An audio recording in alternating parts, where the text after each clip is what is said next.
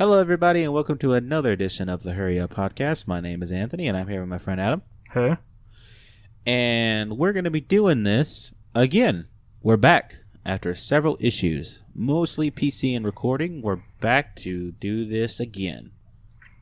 Yeah, guys, this is something that hopefully we hope to keep up with. We're glad that we're able to get back on the wavelengths to y'all earlier on in the season. Hopefully we can keep this going. Wavelengths, huh? You Sure. speaking the lingo now? Yeah, I'm trying to pick it up.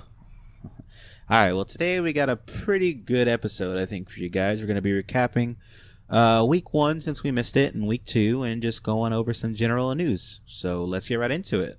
Let's start at week one, huh, Adam? Great week for the Texans. We did real well.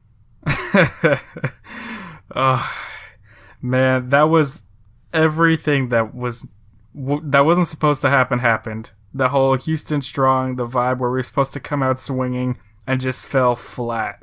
Yeah, I really was expecting more out of this game. I figured the defense, which was being hyped up all offseason, would really pick up and go into effect, and it just didn't. It kind of fell flat for me, which I was very disappointed in.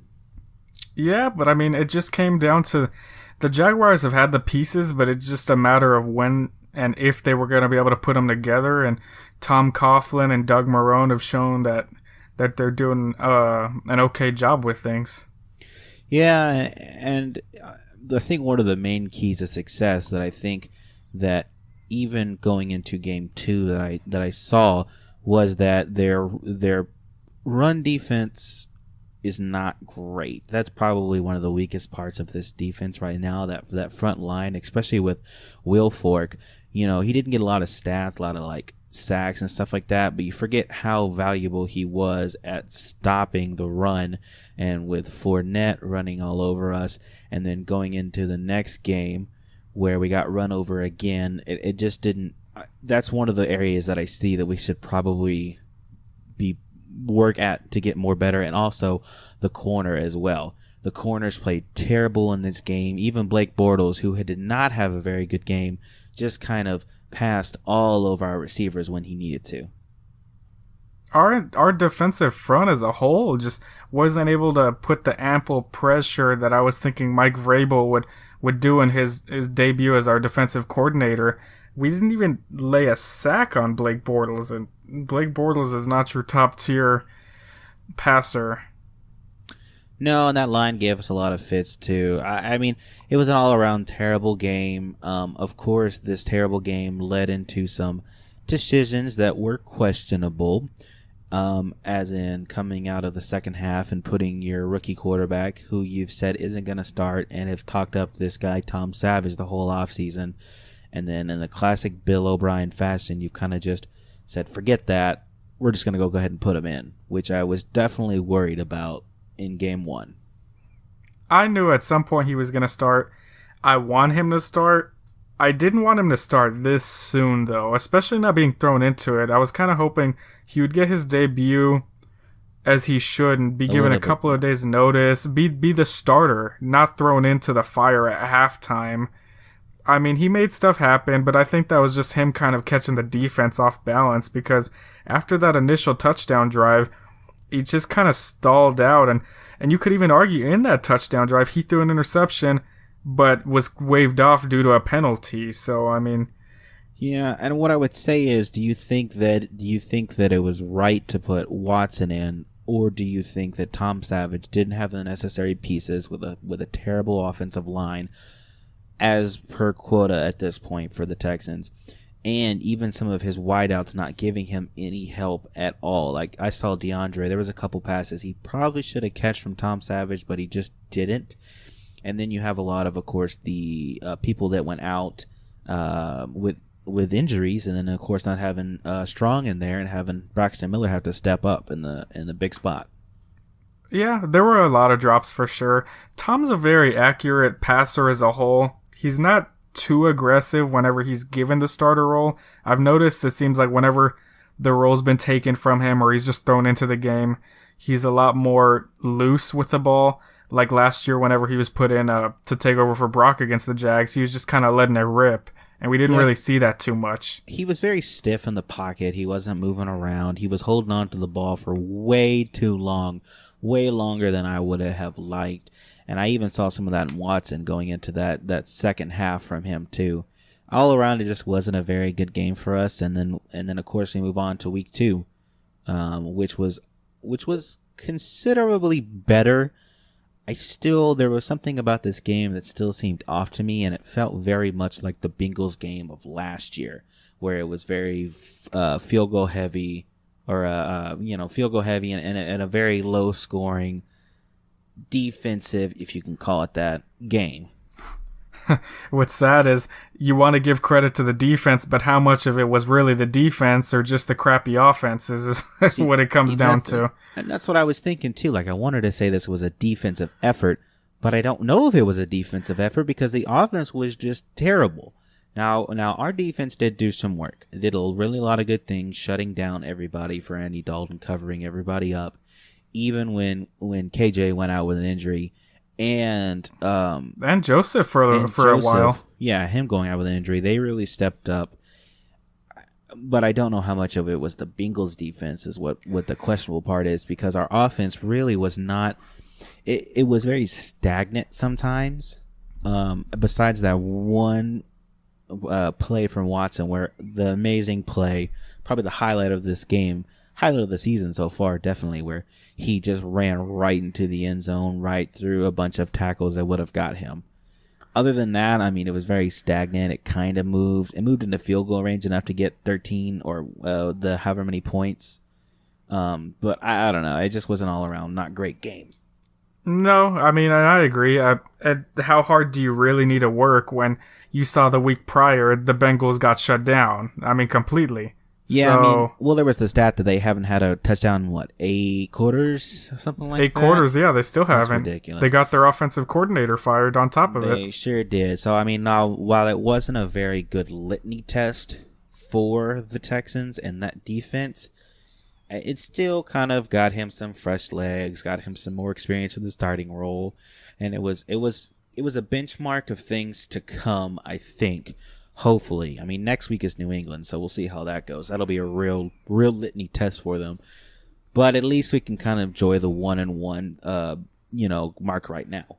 This was a must-win for us. There's no way we could have went 0-2 into Foxborough, potentially facing 0-3. That could have potentially been disastrous, not only for these couple of weeks, but for the season. That would have been very demoralizing. Yeah, that would not have been great. Yeah, and I just wanted to touch a little bit. Deshaun Watson, everyone's, kind of hammering. Yeah, statistically, he didn't have an amazing game. But this guy's he's 22 years old. He was just kind of thrown into the starting role when he was being talked down on, being told that he was basically going to be redshirted this year. Just kind of thrown into it, and he did a good job of protecting the ball. He didn't turn it over the whole game like he did the week prior. He kind of learned from his mistakes. Don't get me wrong, he's a very raw, talented player. He still has a lot of room for development, but as a whole, I mean, we got the production from him that you could kind of expect from a rookie. He played decent for the time that he had, and just for being thrown into it. Yeah, on that short week, I mean, that's one of the things we also did. Yeah, short week on top of it. It was a very short week, only a couple days in between, and you really have to step up in that, and mentally that's very exhausting, and physically that's very exhausting. So to do what he did, I will give him kudos for what he's done in such a short time, and he did pretty well. I just, like you said, he's a very raw talent, and I want to see him going forward. I hope that putting him in the spotlight didn't damage him in any way, or physically he doesn't get deteriorated, because just like I thought with Goff, like I was telling you last year, Goff is a good, talented quarterback. He's good at what he does. Now, he may be rough around the edges, but him getting put into the games did not help him because he has a terrible offensive line. He got hit a lot, and he got under pressure a lot, which made him have really bad decisions. I saw some of the same thing in Watson, too. Now, Watson has the legs that Goff doesn't, but he still had made some very, very poor decisions, sometimes throwing the ball, and he got pressured a lot, which made him a little less accurate. So I'm worried about him going forward in that category. but hopefully it all kind of gets ironed out and we have a mobile quarterback, which is something that pretty much everybody in the AFC, well, it's about 50-50. There's probably now about 50 mobile quarterbacks and about half stationary quarterbacks, pocket passers. Yeah, that's just kind of becoming more of a trend in the NFL, trying to find a Russell Wilson or a Dak Prescott for your team or a Marcus Mariota. I mean, heck, even Derek Carr can scramble a little bit. But just the one thing that can't happen for me, I don't know where you stand on this, is Bill O'Brien can't do what he usually does. He has to ride it out with Deshaun Watson. I don't care if he throws 5 picks next game. This is the guy that we drafted. And I think he called Deshaun's number a little bit quicker than he should have. But you can't, it's just too damaging to this young player's mindset to be benched when he's supposed to be that guy. He's the guy we drafted, 12 spots for. You can't bench him anymore. Yeah, went up in draft to up in the draft to get him. Well, not just that. Go ahead. Well, not just that it's damaging to Deshaun's psyche and abilities, but I think it's even more damaging to Savage. Yes, I think he's still prepared if he needs to go back in there. But if you put Savage back in there, what confidence do you show him that you pulled him out 2 quarters into the very first game of the season? I mean, it's... I thought this was an issue that Bill O'Brien had kind of figured out after the last time he did this with Hoyer and Ryan Mallett. I didn't think he would repeat it. No, I mean, it's definitely... It has been a carousel of quarterbacks. Not my original idea, but it's definitely been a carousel of quarterbacks. I mean... He's had 9 starting quarterbacks since he's been there, and it's a lot of quarterbacks. Now, granted, when they first started, I think they're 8 for 1. I want to say, but they're 8 for 1. So I think that while that stat is kind of, I mean, it's a good stat. It's still, he needs to definitely stick with a quarterback for sure. Yeah. And just part of this is just because he has just such a tremendous defense. He had J.J. Watt in his prime coming in. He just had a lot of pieces built around him. And this is the quarterback guru that we hired. I'm just kind of ready to see him work with Deshaun and hopefully develop him. And he doesn't even need to be an amazing quarterback. Just someone that can be competent, protect the ball, and make some progress down the field. You're right. I forgot he's supposed to be this quarterback guru that we hired. Remember? I mean, that was the whole talk of the trade when we hired him on. I did not even remember that. I gotta be honest. Didn't even remember that was a thing that he was supposed to be.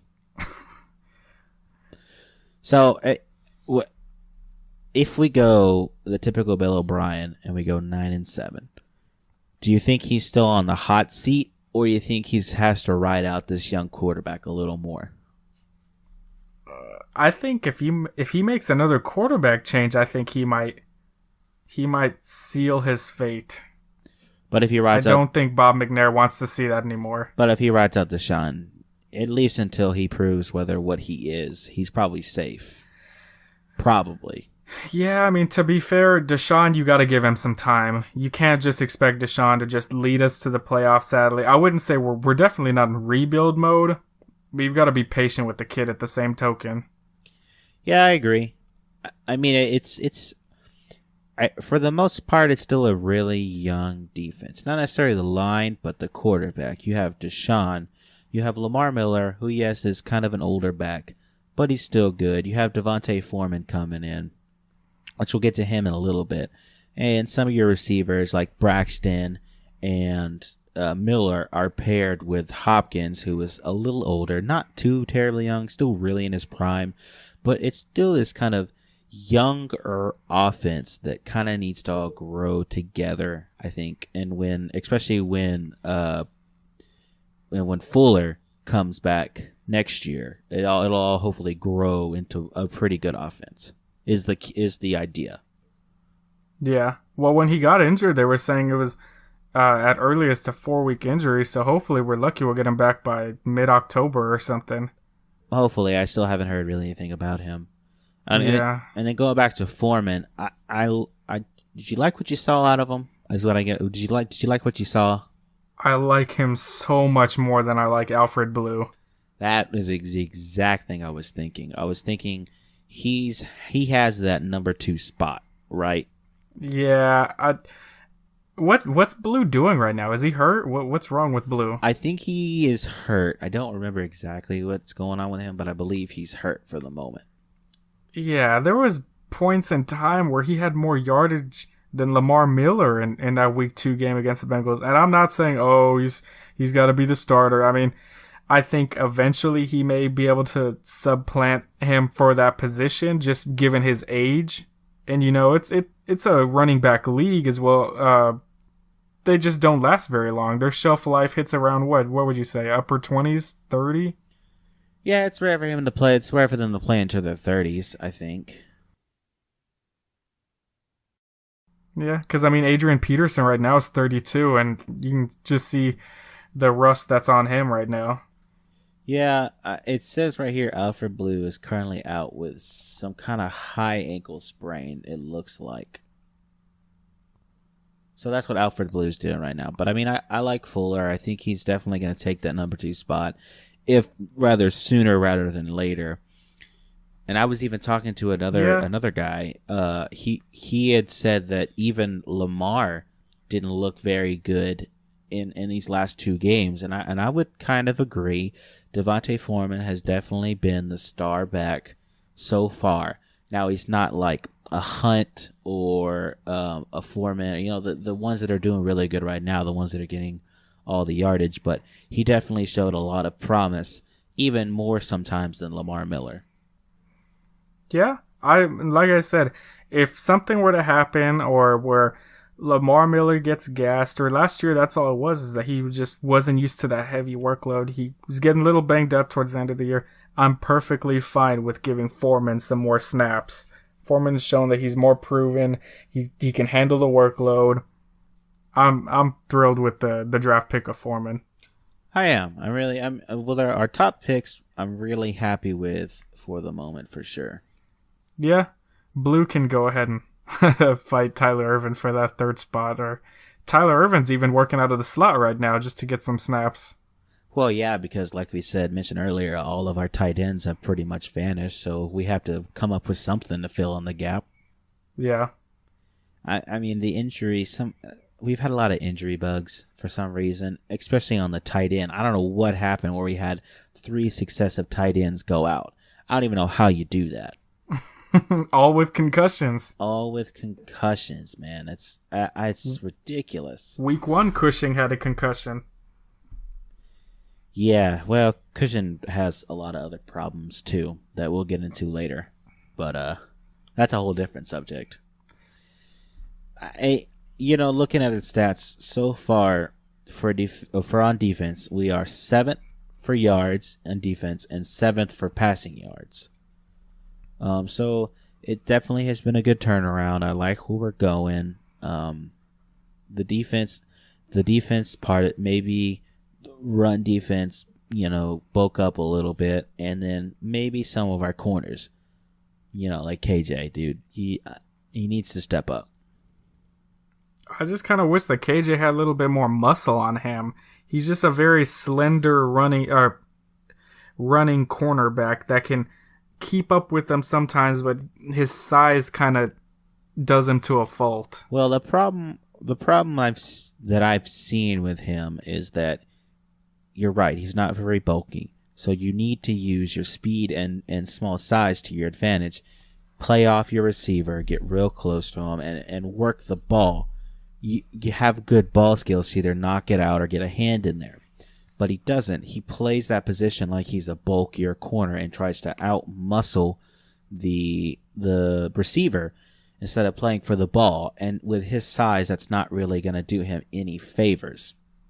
And then, of course, when he doesn't do that, he tries for the tackle. But again, since he's smaller, he can't really wrap up any guys. So that's the real problem that he's facing right now.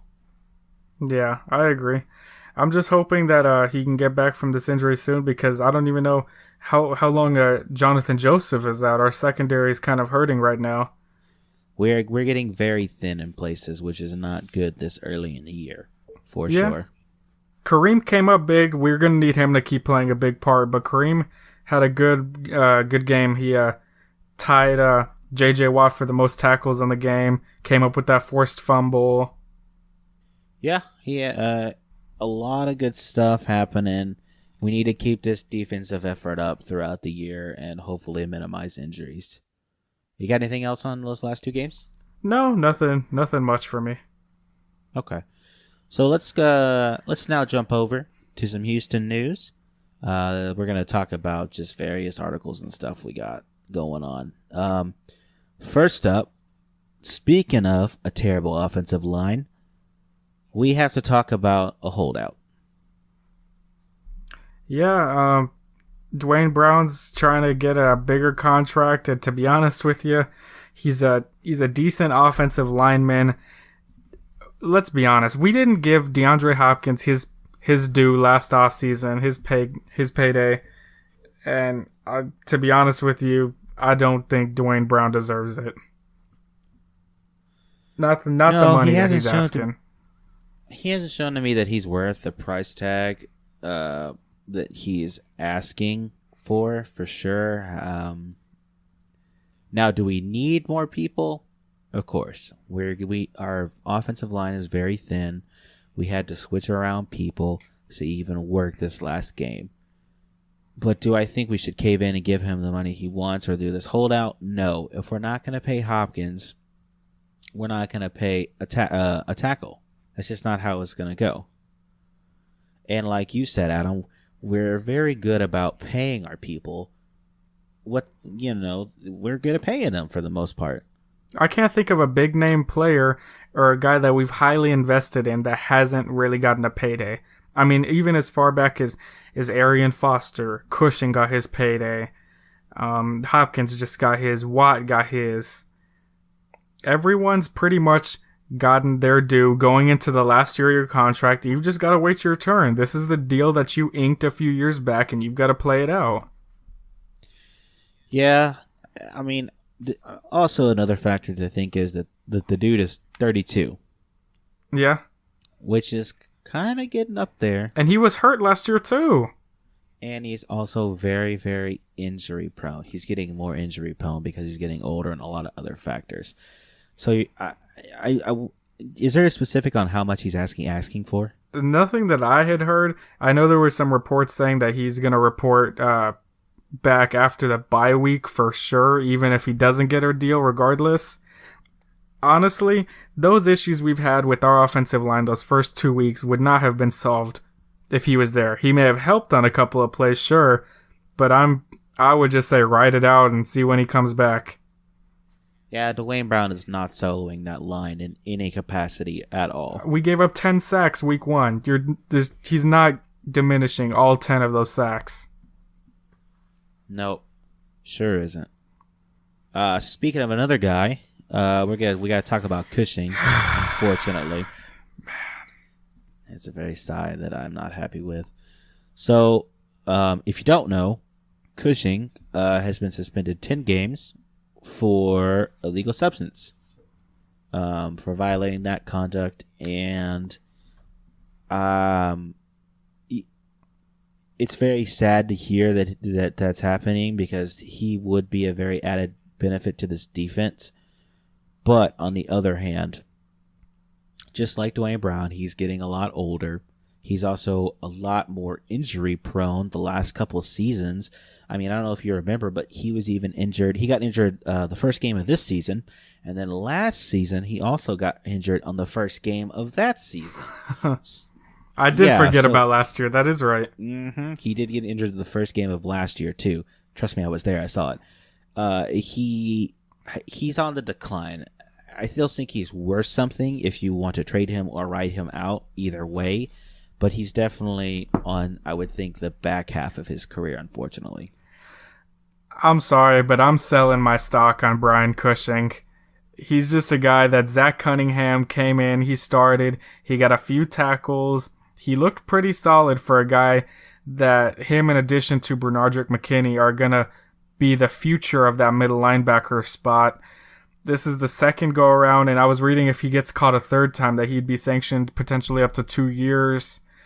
this is just something that I would start to move on from. I really like him. I like his personality, his demeanor. This is the second time, and I know the first time around he was saying that it was related to overworking out, and now he hasn't even said anything. So no words coming from Cushing or his agent or his camp in general. So it just makes me think that he's just kind of agreed to it. He knows that he did it. I hate to say it, but because he's such a likable player in my eyes, but he's someone that I would just, start to move on from. I would agree. Yeah, that's about all I was having to say on the Brian Cushing and Dwayne Brown topic. Did you have anything else to add, Anthony? Well, what I would say is if you were trading Cushing because you want to sell your stock in him, what do you think Cushing's worth at this stage of his career? It's not even...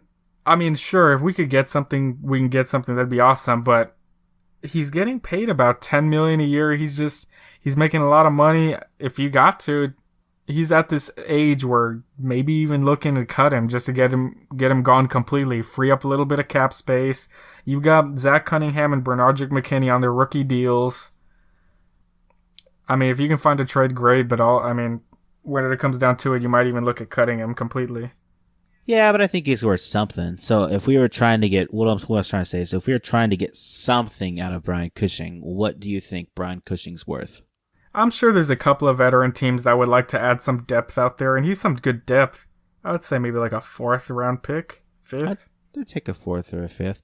What I would say is, if you're trying to sell him, why not sell him to a former coach? That's a good. The LA Rams, who had with Wade Phillips, they had a very good first game, but their second game was a lot closer against a better team. They almost came back. So you add a little bit more depth to whatever Wade Phillips team has, and he knows Cushing, and he knows, what he can do. I think that'd be a pretty good fit for them. That's a good point. Yeah. I could see that. And even if for whatever reason a trade couldn't get worked out through Rick Smith, I could see us cutting him, and I could see the Rams being the first one calling too. That's a very valid point. I didn't even think about Wade Phillips. He's 30. He's probably on the backside, on the decline. Why not get something for him? If you can, definitely. I'm never going to turn down even late picks. Beggars can't be choosers at this point. But I know Cunningham only played one game, but it gets to a point to where you just kind of look towards your youth. Yeah, I agree. So, Anthony, you want to segue into the build up around week 3? No, I don't want to think about this game. Okay. All right, guys. Well, this is where we're going to end our show. All right. No, it's so bad. Oh man, we're 1-1. It feels so good to be positive, but man, is next week going to be an uphill battle. Did you see the dismantlement they were just doing in week 2? Yeah, he was very pissed about losing that first week game. 3 touchdowns in the first quarter. Oh, it's so bad. It's going to be so bad. So you have us winning, right? Oh, yeah. Houston by 14, for sure. Do you think it would be any closer if it was in Houston? Probably not, right? What I would say is Tom Brady's Tom Brady, and if I've learned anything the last couple of years is that man can do anything. So it's not a very safe bet to be anywhere. I would say yes, but after seeing that Jags, I would say no. What do you mean? If the Jags can demolish us on our home turf, there's no way that Tom Brady couldn't do the same. I think you're talking about two different things. I think the Jags just had a really good start. I think Savage wasn't very comfortable, and I think that whole game was, I don't want to say a wash, but it was definitely not our best. The Bengals game wasn't us at our best. We're going to have to be on our best to even come close to matching the Patriots. The Patriots in the offseason picked up so many offensive weapons to give Tom Brady even more ability. So I think he's very dangerous. I think the one thing that is going to help us is if we go back and view the tape from last time we played the Patriots in the playoffs. I know we still lost that game, and we had Brock Osweiler, and there's a quarterback. But I think that by viewing the tape and viewing the defense, you can see what worked against that line because it's pretty much the same. And you can see what worked against Brady, which is bringing pressure, which we did for a lot of that playoff game. So I think that we need to go back and review that and then really do what we did during that game and just apply constant pressure. This is supposedly the number one defense in the league. We need to start acting like it and really get after Tom Brady. That's one thing that's really going to help not only keep Tom Brady and them off the field, but help our offense, give them more comfortability, don't make them feel like they have to play from behind, and really kind of control the pace of the game. And that's a lot of the games that Tom Brady's come out struggling with. You could even look at the first half of last year's Super Bowl. The Falcons were just getting so much pressure on him. They kind of eased off the gas a little bit and he made them pay. If you can lay some hits on Tom Brady, he gets uncomfortable, he ends up making some errant throws, and that gives your team the upper hand. And you kind of saw that in the Week 1 matchup with Kansas City. It's just a matter of who's going to step up. Yeah, I think now that Clowney and Merciless and JJ, that they're all combined together, I think that'll really help boost this defense. I think you kind of saw it last week against the Bengals, and I think that now we're all kind of comfortable and everybody's set and the rookies and everybody kind of got the practice in. I think that'll help out a lot and will become more alive against this Patriots team is the hope. Yeah. Another good thing is, concussion protocol, nothing's confirmed, but takes about a week or so in the NFL, so might hopefully get all three of our tight ends back, so that'd be a little bit of a boost because Bill O'Brien's a big tight end oriented offense, so that would help out Deshaun a little bit. It would definitely give Deshaun more options to throw to, which I was very concerned about. I hate going back to the Bengals game, but it's one of the things I noticed is that he targeted Deshaun so much, and every time he was dropping back, he was looking at Deshaun, and you could see where he was throwing to, which is going to be a big problem, especially against this Patriots team, because you have decent corners, and Butler leading them.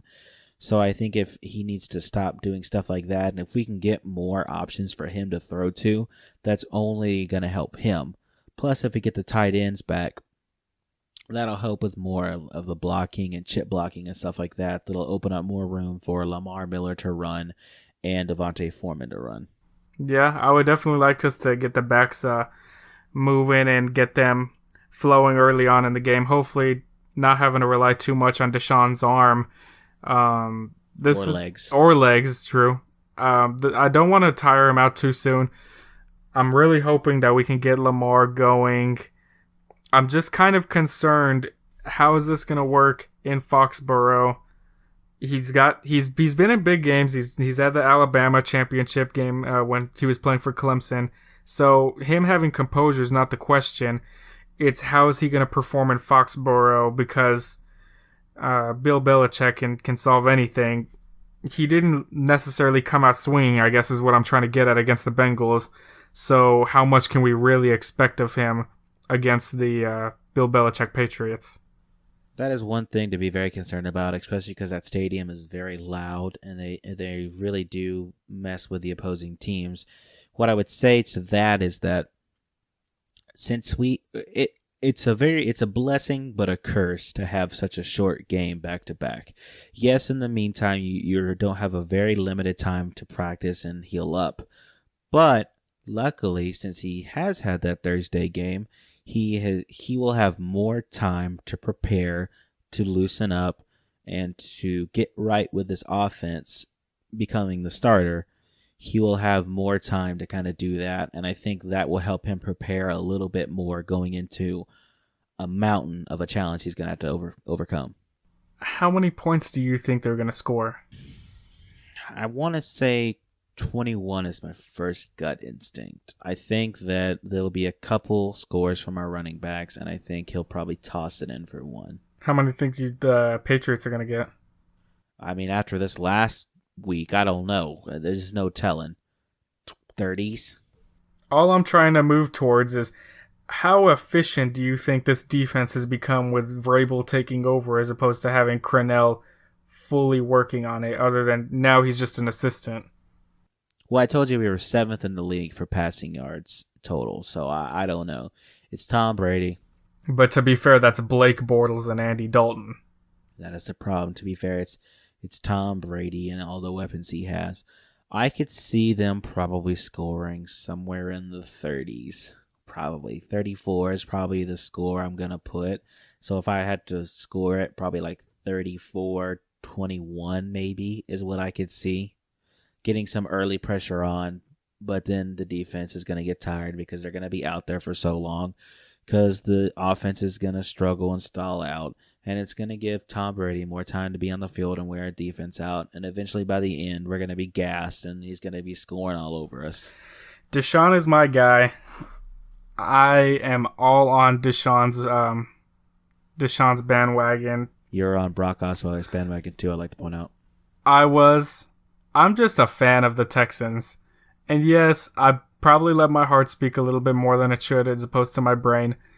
But I just want you to know I was on Brock's trade, but now I'm on Watson's wagon. Watson's wagon. That's a good ring to it, Adam. I am pioneering Watson's wagon, and all I'm saying is that he's going to be everything that we need him to be this upcoming week, and we're going to come out swinging. And we're going to lose 31-14. Wow, you have it even worse than I do. Jeez. You have no faith. I just don't. I love the Texans so much. And I think Deshaun's going to turn it over just because of his inexperience, being kind of thrown into it still. Yeah, he got a little bit more time. But let's be honest, he still wasn't expecting to be starting. And this is a very complex system that Bill O'Brien's running. I don't see our defense containing Tom Brady as much as it needs to be contained. I see it being a very uncompetitive game, and we're going to drop to 1-2. Well, Gronk went out with an injury, so one of his big tight ends, his big targets, is out, or at least he was this last week. I mean, he has a whole week to get right. But, you know. But to be fair, he won a Super Bowl without him, though, too, last year. Yeah, so he has a lot of pieces still left. I know he's missing Edelman, though, now as well, but he has Cooks, too. And you got to think that back is still doing him a lot of favors. Or there could be even that cashier from Kroger that Belichick's about to sign, too. Yeah, that guy's going to become a superstar. That guy's going to become a Super Bowl legend. Yeah, he's going to get like 5 touchdowns out of nowhere. Man, 14. You have no confidence, huh? Who's scoring those 14 points? Have you seen our offense? Yeah, I think it's still just going to be 21. So who's scoring those 14 points then? Okay, Deshaun's going to get... This is just kind of roughly what I'm thinking. I think he's going to get a touchdown pass to one of our tight ends that's returning. And I say the other one's probably a running back. Lamar or Foreman. Okay, well, you heard it here. But I think one of those touchdowns is going to come in like garbage time in the fourth or something where that game was, well over. Well, you heard it here first, folks. Anthony is somehow more of a Texans fan than Adam is. What a weird turnaround. Don't even. What did you say? 34-20. So you had them winning by 13 points, and I said 31-14. So 17 versus 13. So you're 4 points more of a fan than me. Is that what you're saying? Well, obviously. You said, well, obviously. I actually believe in my Texans, thank you. What? New phone, who this? Look. Just because I have the Titans winning the division does not mean I don't buy in on the Texans. I think you might need to be buying more stock in the Jags. Nah. I'm just kidding. I still go the Titans. I was just kidding. Did you see how badly the Jags got beat by the Titans today? Yeah, it wasn't great. Well, because they relied too much on Blake Bortles. He is a sore spot of that offense. And that was your first problem as a Jaguars fan. Blake Bortles? Yeah. If you can't, yeah. That they were relying too much on Blake Bortles. Anytime those words come out of your mouth, you can almost assume there's an L. Yep, sure can. Speaking of people who want L's, you want to start talking about some Astros talk? Yeah, I just wanted to move on over and say congratulations to the Astros winning the American League West division. First time they've ever won the American League West.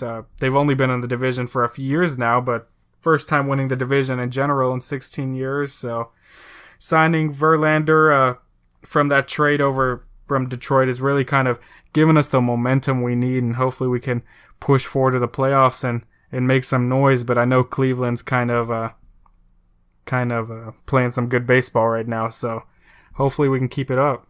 I did notice that after we made that trade, it seemed like we were more steady and we kind of boosted up, because before that we were on a decline and we were losing a lot of games, ones that we probably shouldn't have lost to begin with. So I think that really gave us a good boost. And now we will hopefully do well in the playoffs. You know, he'll go to the World Series, hopefully, is the plan. But of course, that's the plan of every sports, is to go to the finals. Yeah, that's true. I really, really have hope. We went out, we did everything we needed to do.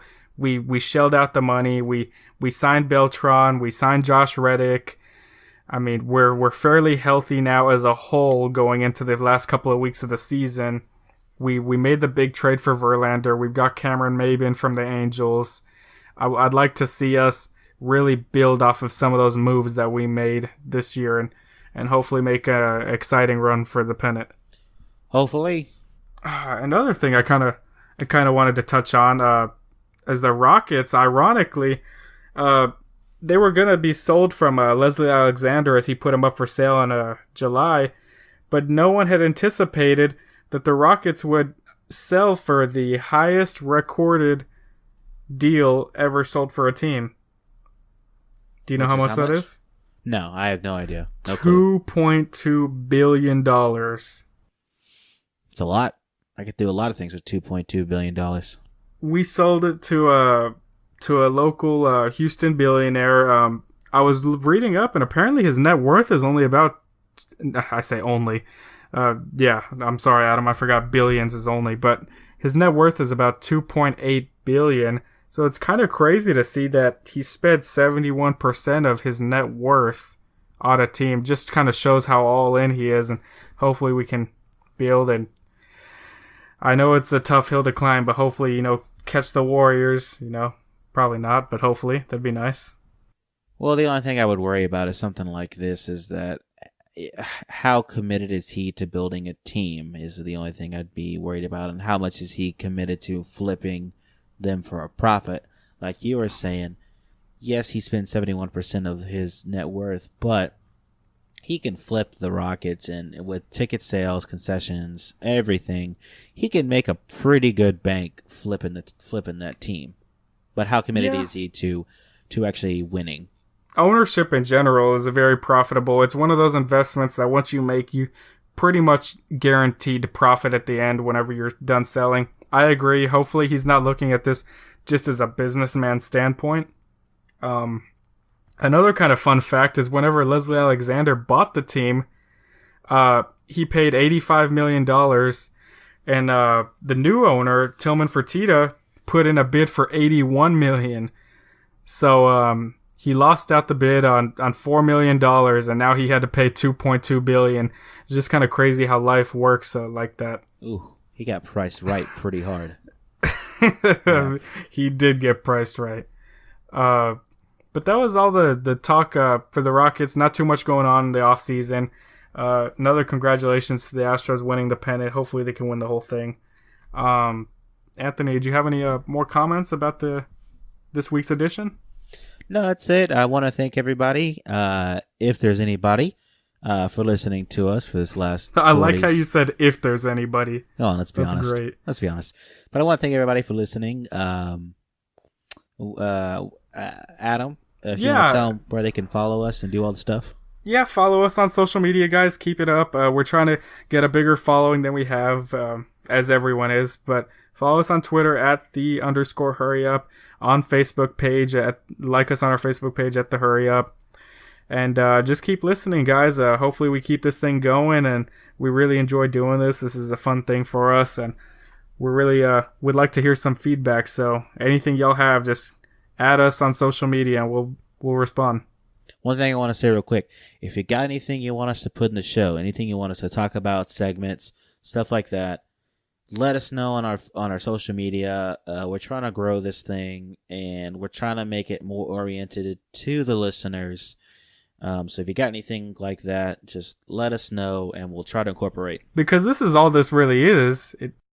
It's for the fans. So yeah, I'm with you, Anthony. If there's anything we could do, definitely need to do it for the fans. Yeah, I mean, I like, just kind of at the end here, I would like for this podcast to be one that's not so much formal and more like just two friends talking, or just friends talking about the city that they love and the sports teams that they love. So that's kind of the vibe I wanna put in this thing. Just friends talking about sports. Just friends with, some less cussing. Well, yeah. Well, that's obvious. All right, guys. Well, thank you for listening, and we will be back next week with some breakdown of the game and more news. Bye. I can't assume that we're going to be happy, though, after the Patriots. No, obviously. All right, guys. Bye. All right, bye.